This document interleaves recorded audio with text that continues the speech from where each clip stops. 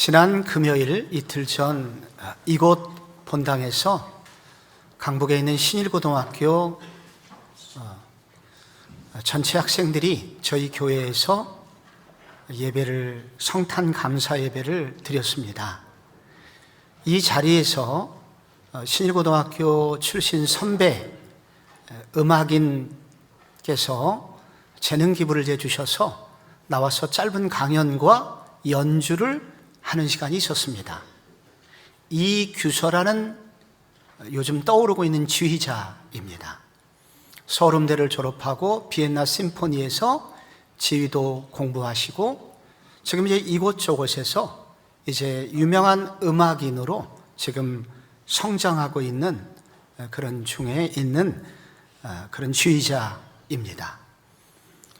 이런 지휘자들은 대부분 예고 출신이거나 어려서부터 음악을 공부한 분들입니다. 그런데 이분은 특이하게 고3 때 음악 공부를 시작해서 바로 지금처럼 유명하게 됐으니 실로 기적 같은 일이 아닐 수 없습니다. 게다가 신일고등학교는 인문계 고등학교잖아요. 예술을 가르치는 학교가 아닙니다. 그런데 이곳에서 이런 인물이 나온 것은 또 특별한 일이기도 합니다. 신일고등학교는 미션 스쿨이기 때문에 예배가 있습니다. 그 예배 때마다 반별로 이렇게 특성을 하곤 했는데 어느 달에 이 반에서 이 친구가 지휘를 해서 예배를 은혜롭게 마치고 내려왔는데 그때 담임 선생님께서 이 규서 학생의 양볼을 이렇게 어루만져 주시면서 야, 너는 서울음대 가서 지휘자 되면 참 좋겠구나. 그렇게 말을 해줬답니다. 근데 그날 밥을 안 먹어도 배가 부르더래요. 그리고 마치 하나님의 음성처럼 들렸고, 그래서 그는 음악인에 대한 꿈을 꾸게 되었다고 합니다. 그리고 유명해진 것입니다. 선생님의 사랑을 받아도, 선생님이 나를 사랑한다는 사실을 깨닫기만 해도 우리의 삶은 달라집니다. 그런데 만약에 우리가 선생님이 아니라 우주 만물을 창조하신 하나님이 나를 사랑하신다는 것을 안다면 우리가 어떻게 되겠습니까? 전혀 다른 삶을 살게 되는 것입니다. 특별히 우리의 자녀들이 그렇기 때문에 가장 중요한 순간이 있다면 하나님의 사랑을 아는 것, 하나님의 사랑을 조금 더 어렸을 때 아는 것이 이만큼 중요하다는 것을 깨닫게 됩니다. 특히 오늘 성경에 바울이 감옥에서 예배소 교회 교인들에게 편지를 하면서 복음을 설명하고 있습니다. 그러다가 갑자기 무릎을 꿇습니다. 유대인들은 서서 보통 기도하는데 바울은 갑자기 무릎을 꿇으면서 기도합니다. 중요한 기도라는 겁니다. 그런데 그 기도의 핵심이 속 사람을 강건하게 해달라는 기도입니다. 외적으로 건강하게 해달라, 문제 해결해달라. 그것보다 더 중요한 것은 우리의 속이 꽉 들어차 있으면, 속이 건강하면 모든 것은 잘 될 수 있기 때문에 그는 속 사람을 강건하게 해달라고 기도합니다. 그러면서 그 속 사람의 강건함의 기도가 한 곳으로 모이고 있습니다. 그것이 바로 18절에 나오는 내용입니다. 능히 모든 성도와 함께 지식에 넘치는 그리스도의 사랑을 알고. 성도들이 속 사람이 강건하려면 그리스도의 사랑을 알아야 한다는 얘기입니다. 그리고 아무리 어려운 시간이라도 만약에 그리스도의 사랑을 안다면 어떠한 어려움도 이겨낼 수 있는 내면의 힘이 생길 수 있기에 바울은 다른 기도 말고 그리스도의 사랑을 알게 해달라고 기도를 하고 있습니다. 그런데 여러분도 그렇고 예배소 교회 교인들도 그렇고 이미 교회를 다니는 사람들입니다. 예수님의 사랑을 알고 있는 사람들입니다. 그런데 바울은 왜 이런 기도를 매우 심각하게 하고 있는 것이겠습니까? 그들이 예수님을 아는 수준이 지식적, 정보적 차원에서 머물러 있었기 때문입니다. 저는 야구선수 류현진을 잘 알고 있습니다. 제가 그가 뛰었던 프로 구단을 제가 팬으로 지금 수십 년째 팬클럽 정말 회장할 정도로 열심히 그 팀을 좋아하고 있었기 때문이거든요. 류현진은 인천 동산고등학교 출신입니다. 한화 이글스 투수로 그런 신인왕을 차지했었고요. 21살 때 베이징 올림픽에서 쿠바를 8회까지 완벽하게 틀어막아서 우리나라의 금메달을 안긴 야구 영웅입니다. 지금 메이저리그에 진출해서 토론토 블루제일스에서 지나간 4년간 1,000억 원 이상을 벌어들인 그런 부자이기도 하고, 그리고 결혼을 했으며 딸 하나를 두고 있습니다. 근데 제가 아쉬운 점이 하나 있습니다. 류현진은 저를 모른다는 사실입니다. 저는 그의 번호를 아직 따지 못했고, 그리고 연락을 그래서 주고받을 수 없습니다. 같이 밥을 먹을 수도 없습니다. 그래서 제가 류현진을 아는 지식은 힘이 없습니다. 제가 알고는 있지만 힘이 없어요. 바울은 예배소 교회 교인들이 하나님을 알게 해달라고 기도를 하는데, 여기서 안다는 것은 경험적 지식, 서로 사귐에서 나오는 지식을 말합니다. 내가 하나님만 아는 것이 아니라 하나님도 나를 아시고, 그래서 그분과 사귐을 통해서 나오는 지식입니다. 그래서 이 지식은 감성적 지식입니다. 알고 나니 마음이 울컥하고 탄성이 터지고 삶의 활력을 가져다주는 그런 지식을 말하고 있는 것입니다. 우리들의 신앙생활에 힘이 없을 때가 있습니다. 우리의 신앙적 지식이, 하나님을 향한 사랑에 관한 지식이 머리에 맴돌게 될 때, 하나님의 사랑이 신앙적 습관에 묶여 있을 때 우리의 사람은 힘이 없습니다. 그러나 만약에 바울이 기도한 대로 우리의 하나님을 향한 사랑의 지식이 이와 같다면 우리의 신앙은 가만히 있을 수 없습니다. 그런데 특별히 이러한 하나님의 사랑을 우리의 자녀들이 알아야 합니다. 특별히 이 시대는 알아야 합니다. 왜 그런 줄 아십니까? 올해 우리나라 태어난 아이들이 26만 명밖에 되지 않기 때문입니다. 요즘 통계조사를 내면 이 중에 요즘 태어난 아이들이 교회를 다니는 퍼센트지가 10%입니다. 2만 6천 명이 지금 교회를 다닙니다. 한국 교회가 몇 개나 되는 줄 아시나요? 약 6만 교회 됩니다. 그래서 세 교회당 한 명씩 아이들이 다닙니다. 3분의 1명이 교회 다니고요. 근데 이 아이들이 그대로 한 명도 탈락하지 않고 20년이 지나야 대한민국 청년부는 존재할 수 있습니다. 그런데 만약에 이들이 중간에 교회를 떠나게 된다면 한국교회의 미래는 있을 수가 없고 우리의 신앙 계승도 중단될 것이기 때문입니다. 그래서 우리의 자녀들이 하나님을 향한 사랑을 알아야 됩니다. 그렇다면 그 사랑을 알아야 될 내용은 무엇일까요? 오늘 그것이 마지막 구절에 나옵니다. 19절에. 그 너비와 길이와 높이와 깊이가 어떠함을 깨달아 하나님의 모든 충만하신 것으로 너희에게 충만하게 하시기를 구하노라. 먼저 하나님의 사랑의 넓이, 사랑을 아는데 그 중에 넓이를 알아야 된다는 것입니다. 하나님의 사랑의 넓이는 무엇일까요? 그것은 하나님이 우리를 얼마나 품어줄 수 있나, 나를 어디까지 봐주실 수 있나, 그것이 바로 하나님의 사랑의 넓이입니다. 2주 전 추위가 찾아왔을 때 저희 교회 금요기도회에 2명의 노숙인이 저 뒷자리에 와서 앉아 있었습니다. 예배가 끝났는데도 가지 않는 거예요. 자고 가고 싶다는 것입니다. 그러나 이것은 쉬운 문제가 아닙니다. 관리자가 없잖아요, 저희 교회.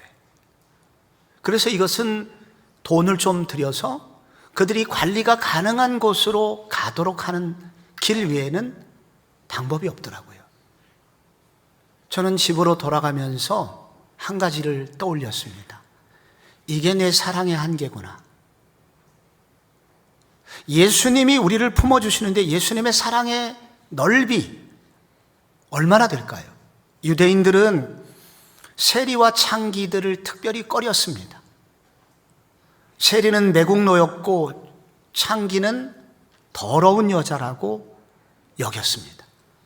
그런데 예수님의 별명이 있죠. 세리와 창기의 친구로다.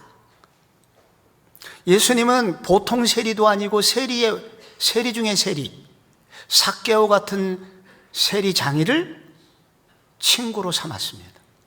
막달라 마리아 같은 거리의 여자를 친구로 두셨습니다.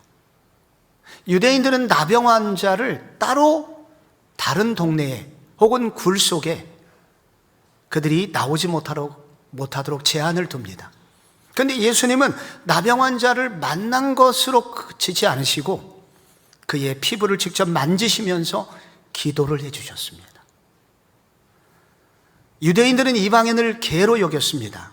그런데 예수님은 어느 날 귀신 들린 가나안 여자의 딸을 둔 가나안 여인을 그의 절규를 외면하지 않으셨습니다.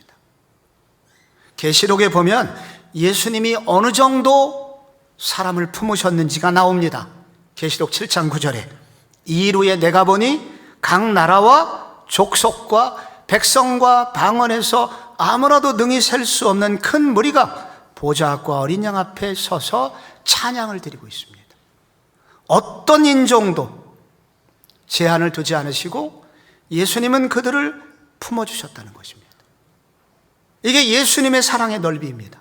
그러므로 이 말은 우리 성도들이 어떠한 형편에 있을 때라도 예수님은 우리를 품어주신다는 뜻입니다. 어느 권사님이 제게 이렇게 말씀하셨습니다. 미안해 하시면서. 이 권사님의 형편을 제가 압니다. 과거에 잘 사셨는데 사업이 어려워졌고 부도를 맞으셨고 그래서 가난해지셨습니다. 목사님 미안합니다. 옛날처럼 교회에 도움이 안 돼서 미안합니다. 권사님 미안해하지 마세요. 예수님은 권사님이 그런 형편을 너무 잘 아시거든요. 건강이 좋아서 교회 봉사를 많이 할 때가 있었습니다. 건강이 약해져서 나이가 들어서 봉사를 못하는 거 미안해하지 마세요. 예수님께서는 그러한 성도님들의 형편을 너무 잘 알고 계시기 때문입니다. 어떤 분은 내가 성공해서 주님께 영광을 돌려야 되는데 번번이 하는 일마다 실패합니다. 그래서 미안해서 교회 못 가겠다는 사람이 있습니다. 교회 못 나오지 마세요. 하나님은 있는 모습 그대로 당신을 받아주십니다. 예수님의 사랑의 넓이는 그렇게 작지 않습니다. 예수님의 사랑의 넓이는 어떠한 형편, 어떠한 처지, 그리고 어떠한 경제 상황, 그리고 성공적이든 실패했던 어떠한 문제 여기지 않으시고 모두 다 품어주시는 사랑이시기 때문입니다. 어머님은 자식을 사랑하는데 잘 사는 자식도 사랑하시지만 못 사는 자식도 사랑하십니다. 병든 자식은 더욱 사랑하십니다. 그것이 예수님이 우리를 향하신 사랑의 넓이이기도 합니다. 어느 기독교 잡지에서 어느 해 만화 한 컷이 올라왔습니다. 4컷짜리 만화인데 어느 청년이 예수님께 의심 어린 질문을 합니다. 예수님 저를 사랑하시나요? 그럼 사랑하지. 얼만큼 사랑하시나요? 마지막 만화 한 컷이 저를 울렸습니다. 이만큼 하면서 예수님은 십자가에서 팔을 벌리셨다. 예수님께서 십자가에서 돌아가신 이유는 우리를 이만큼 사랑해 주시기 위해서, 어떤 죄인도 용서받을 수 있도록 하시기 위해서 예수님은 십자가에서 그러한 사랑으로 우리를 품어주셨다는 것입니다. 예수님의 사랑의 품은 이렇게 넓습니다. 그러므로 오늘 우리들이 어떠한 처지, 어떠한 형편에 있든지 간에 만약에 예수님의 사랑의 이런 넓이를 아신다면 우리는 신앙생활 새로운 힘을 얻게 될 것입니다. 둘째로, 하나님의 사랑의 깊이도 알아야 합니다. 길이를 알아야 합니다. 사랑의 길이, 예수님이 우리를 사랑하시는 길이는 몇 미터나 될까요? 성경은 하나님의 사랑이 세상이 만들어지기 전에 시작되었다고 합니다. 에베소서 1장 4절에 보면 곧 창세 전에 그리스도 안에서 우리를 택하사 우리로 사랑 안에서 그 앞에 거룩하고 흠이 없게 하시려고, 우리를 이해할 수는 없지만 세상이 만들어지기도 전에, 내가 태어나기 훨씬 전부터 하나님은 우리를 알고 계셨고 택하셨다고 합니다. 그런데 사랑이 그 길이가 언제 끝나냐? 계시록, 성경의 맨 마지막 책 13장 8절에 비슷한 얘기가 나옵니다. 죽임당한 어린 양의 생명책에 창세 이후로 이름이 기록되지 못하고 이 땅에 사는 자들은 다 그 짐승에게 경배하리라.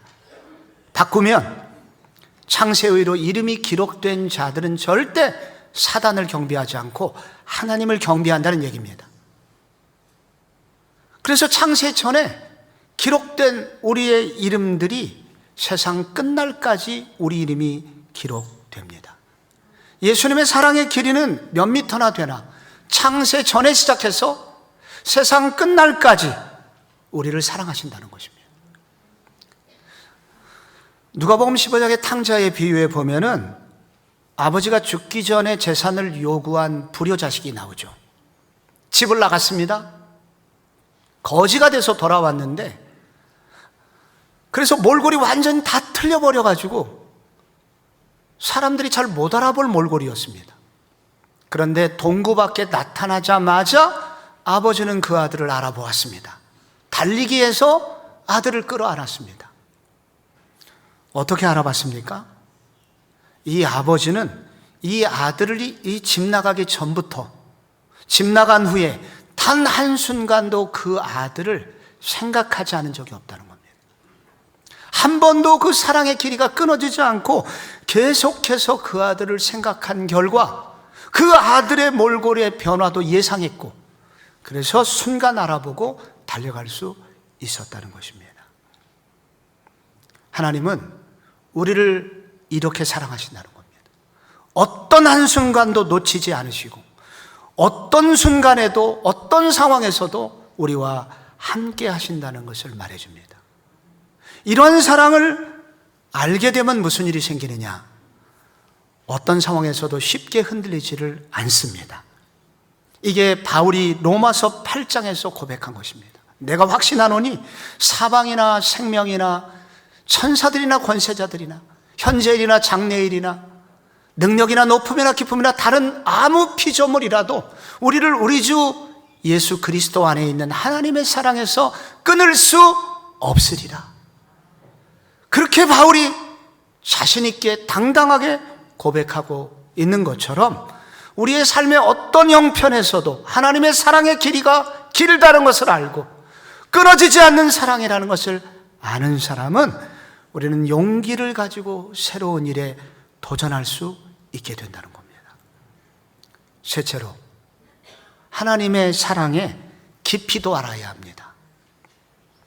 예수님의 사랑의 깊이는 얼마나 될까요?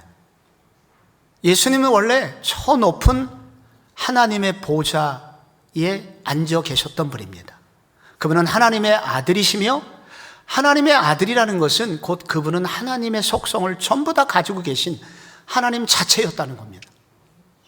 그래서 그분이 말씀으로 온 우주 만물을 창조하신 분입니다.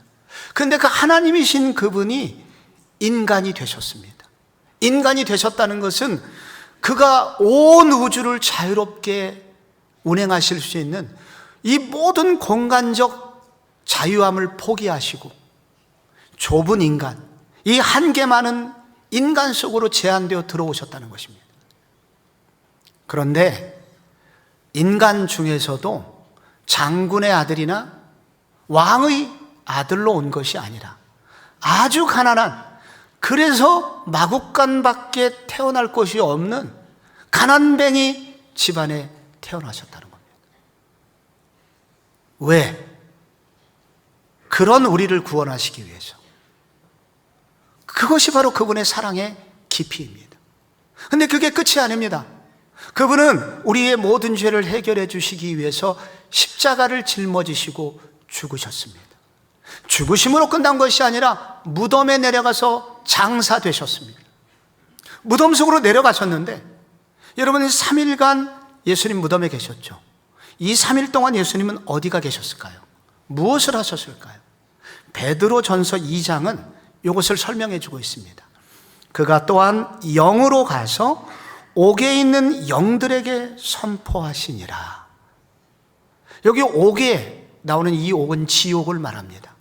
지옥에 있는 영들에게, 지옥 간 영들에게 선포를 하셨다는 것입니다. 성경 중에 참 이해하기 힘든 것을 난해 구절이라고 하는데, 이 난해 구절 중에 한 구절이기도 합니다. 그러나 이 구절이 공통적으로 학자들이 이것이 설명하는 것에는 이의가 없습니다. 예수님이 지옥의 대문에 가서 복음을 선포하셨다는 거예요. 이 말은 무슨 말이냐? 이 말은 예수님은 인간이 당할 수 있는 최악의 밑바닥, 최악의 수준까지 내려가셨다는 겁니다. 지옥의 입구까지 내려가셨다는 것입니다. 왜 그렇게 하셨습니까? 우리가 그런 상황에 처할 수 있기 때문입니다. 그리고 바로 이 지옥의 대문에서 복음을 선포했다는 것은 사단에게 최후의 승리를 선포하신 것입니다. 그래서 사단이 결코 믿음의 사람들을 함부로 할 수 없도록 하나님의 승리를 선포하셨다는 뜻입니다. 그리고 지옥의 입구에서 복음을 선포하셨다는 것은 마지막 죄를 지어서 지옥의 입구에 떨어져서 3분의 2는 이미 지옥에 들어간 그 사람의 마지막 발끝을 잡고 끌어내셨다는 뜻입니다. 이미 거의 지옥에 갔는데 그 사람을 끄집어내서 불구덩이에서 끌어당겨서 그를 건져주셨다는 이야기이기도 합니다. 예수님의 사랑의 깊이는 우리가 거의 지옥 갈 위기까지 있는 그 상황 속에서도, 도저히 스스로 헤어나올 수 없는 그 상황까지도 내려오셔서 건져주시는 사랑이라는 것입니다. 그래서 시편 40편에 보면은 시인이 이런 고백을 합니다. 나를 기가 막힐 웅덩이와 수렁에서 끌어올리시고 내 발을 반석 위에 두사 내 걸음을 견고하게 하셨도다. 여기 수렁이 나옵니다. 깊은 웅덩이가 나옵니다. 이것은 내 힘으로는 도저히 빠져나올 수 없는 올가미를 뜻하는 것입니다. 요셉처럼 요셉이 발가벗겨져서 구덩이에 던져졌듯이, 혹은 요셉이 감옥 속에 모함을 받아서 깊은 감옥 속에 들어갔듯이 내 힘으로는 도저히 빠져나올 수 없는 상황을 말합니다.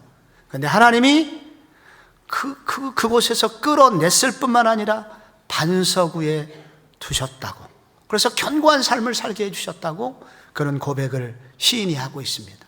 마치 요셉이 구덩이에서 나오고 그리고 그 감옥에서 이해할 수 없는 방법으로 감옥에서 나와서 국무총리의 반열에 오른 것처럼 하나님이 시인을 그렇게 만드셨다는 것입니다. 예수님께서 지옥의 입구까지 내려가셔서 우리를 끌어올려 주시는 그 은혜 때문에 오늘 우리의 삶이 아무리 지옥 같다고 하더라도, 우리의 삶의 형편이 아무리 어렵다고 하더라도, 아무리 고통스럽다 하더라도 그분의 사랑을 알고 그분의 그 손을 잡으면 다시 일어날 수 있으며 다시 올라갈 수 있다는 것을 말씀하고 있는 것입니다. 마지막으로 사랑의 높이를 알아야 합니다. 사랑의 높이란 우리가 예수 믿은 후에 우리가 어디까지 올라갈 수 있는가 하는 문제를 다루고 있는 것입니다. 여러분, 우리가 예수님의 십자가의 사랑을 받게 되면 우리는 갑자기 신분이 변화됩니다. 죄인, 영원한 지옥에 갈 사람이 생명 그리고 하나님의 자녀가 되는 놀라운 변화를 얻게 됩니다. 형벌만 면해 주시는 것이 아니라 하나님의 자녀가 되는 놀라운 특권을 얻게 됩니다. 우리가 세례를 받을 때 물속에 들어갈 때 예수님과 함께 죽고 물속에서 나올 때 예수님과 함께 부활하는 것을 경험하게 됩니다. 그런데 그래서 예수님과 우리는 운명 공동체죠. 그런데 그 예수님이 지금 어디 계신가? 부활 승천하셔서 하나님 보좌 우편에 계십니다. 그래서 우리는 최종적으로 어디를 가게 되냐면 바로 예수님처럼 바로 예수님의 하나님 보좌 우편에 계신 예수님의 옆자리가 우리의 자리라고 성경은 말합니다. 에베소서 2장 5절에 허물로 죽은 우리를 그리스도와 함께 살리셨고 또 함께 일으키사 그리스도 예수 안에서 함께 하늘에 앉히시니, 우리를 어디까지 높여주시냐면 바로 하나님의 보좌 오른쪽까지 우리를 높여주신다는 겁니다. 우리의 사랑의 높이는 죄만 면제해 주시는 것이 아니라 자녀 삼으셔서 하늘의 권세를 다 맛볼 수 있도록 해주신다는 겁니다. 우리의 최종적인 모습은 빌립보서 3장 21절이 말하고 있습니다. 우리가 마지막 모습을 어떻게 갖게 되냐면 그가 만물을 자기에게 복종케 하실 수 있는 자의 역사로 우리의 낮은 몸을 자기 영광의 몸의 형체와 같이 변케 하시리라.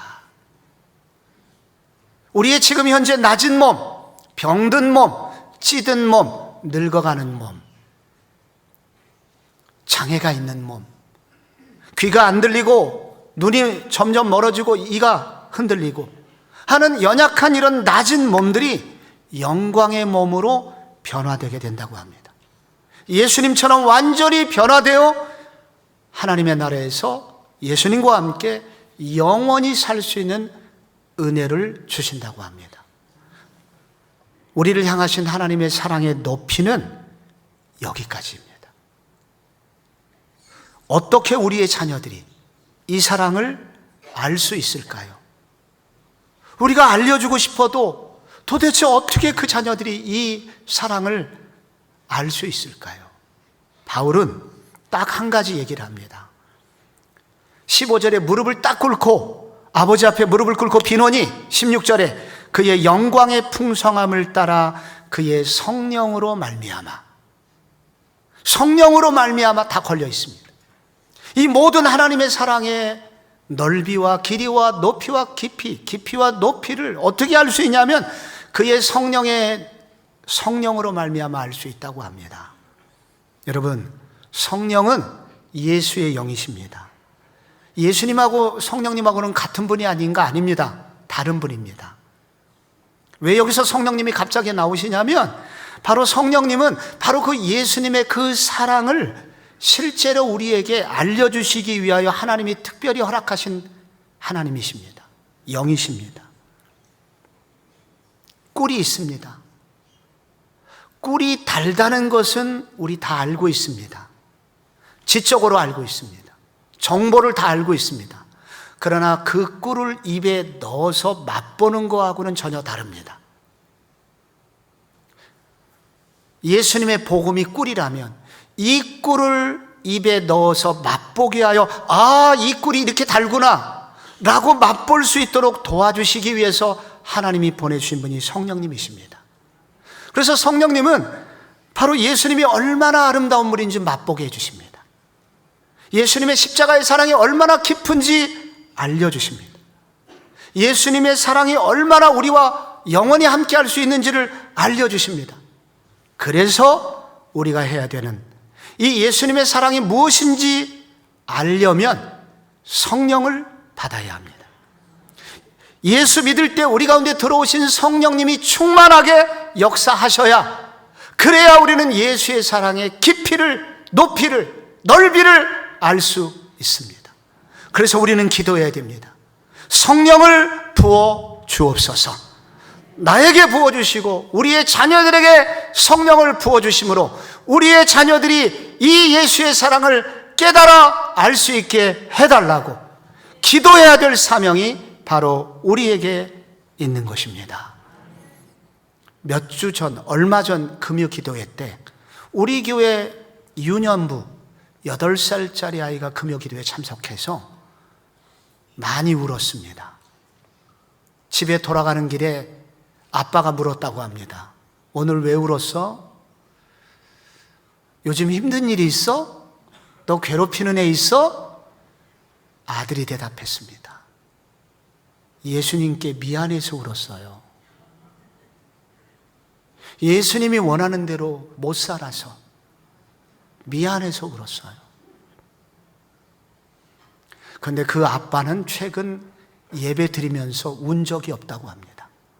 그 아빠는 우리 교회 목사님 중에 한 분입니다. 누굴지 너무 깊이 상상하지 마시기 바랍니다. 그래서 그 아들을 보면서 알았다고 합니다. 성령님은 우리의 어린 자녀들의 마음의 문을 열게 하시고 영안의 눈을 열게 하시고, 성령님은 그래서 예수님의 사랑을 맛보게 하실 수 있는 분임을 알았다고 합니다. 이규서 청년, 신일고등학교 선배, 그분이 마지막으로 이런 얘기를 해줄 때 제가 위로가 됐습니다. 그 선생님의 사랑이 나로 음악을 시작하게 했는데 또 한 분 감사할 분이 있답니다. 목사님의 기도에 감사한다고. 신일고등학교는 교목이 있거든요.